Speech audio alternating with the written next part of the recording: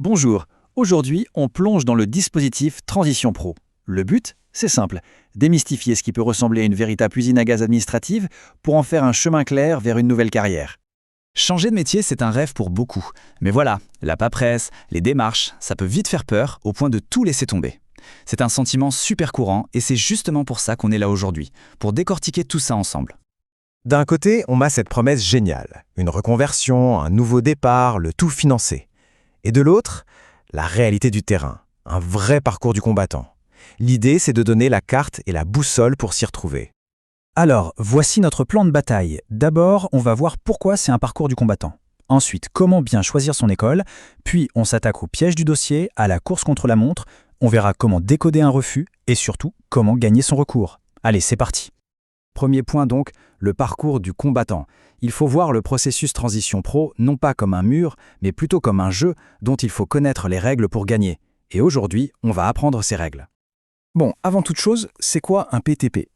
PTP, ça veut dire projet de transition professionnelle. C'est un dispositif qui permet à un salarié, quelqu'un qui est déjà en poste, de prendre un congé pour suivre une formation certifiante et changer de métier. C'est vraiment le cœur du système. Deuxième étape, et elle est cruciale, trouver la bonne école. Parce que, attention, tous les organismes de formation ne se valent pas et un mauvais choix peut faire capoter tout le projet avant même d'avoir commencé. Il faut se mettre à la place des écoles. Pourquoi certaines sont réticentes ? Eh bien, elles en ont tout simplement marre, comme elles le disent, de passer des heures sur de la paperasse pour des dossiers qui au final sont refusés. Remplir 5 ou 6 documents, faire des bilans de positionnement, tout ça c'est du temps, de l'énergie perdue si le financement n'arrive pas. On peut comprendre leur frustration. Et là, attention, premier conseil hyper important, un réflexe à avoir absolument. Avant toute chose, il faut vérifier que la formation visée a bien un code RNCP actif. RNCP, c'est le répertoire national des certifications professionnelles. Si le code n'est pas actif, la formation n'est tout simplement pas éligible. C'est un non direct, une petite vérification qui peut faire gagner des mois. On attaque maintenant le cœur du réacteur, les pièges cachés du dossier. C'est vraiment là que la plupart des gens se plantent, sur des détails qui n'en sont pas. Regardez ça, 500 caractères pour la première partie du projet. C'est moins qu'un tweet d'il y a quelques années. Il faut être d'une concision absolue, aller droit au but. Chaque mot compte. Ensuite, on passe à 1000 caractères. C'est un peu mieux, mais ça reste un vrai challenge pour expliquer la pertinence de son projet, ses motivations. C'est très très court. Et enfin, la section la plus longue, 1500 caractères. C'est dérisoire pour décrire un projet de vie.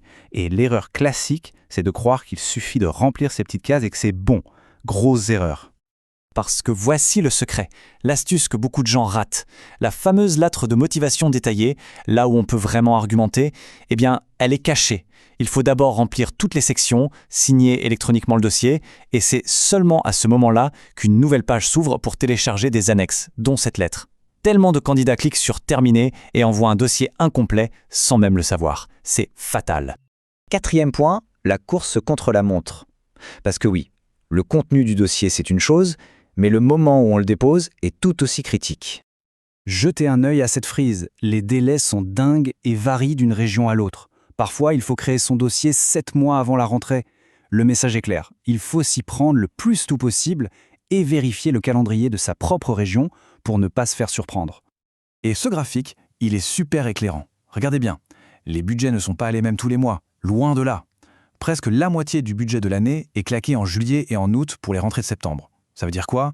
Qu'il y a plus d'argent à ce moment-là, donc potentiellement plus de chances, mais aussi beaucoup plus de concurrence.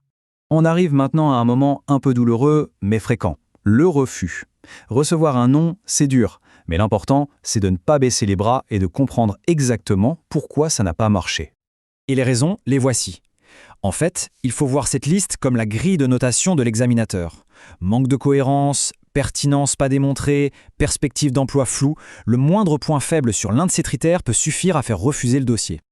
Dernier point, le recours. Un refus, ce n'est pas une fin en soi. Il y a une deuxième chance.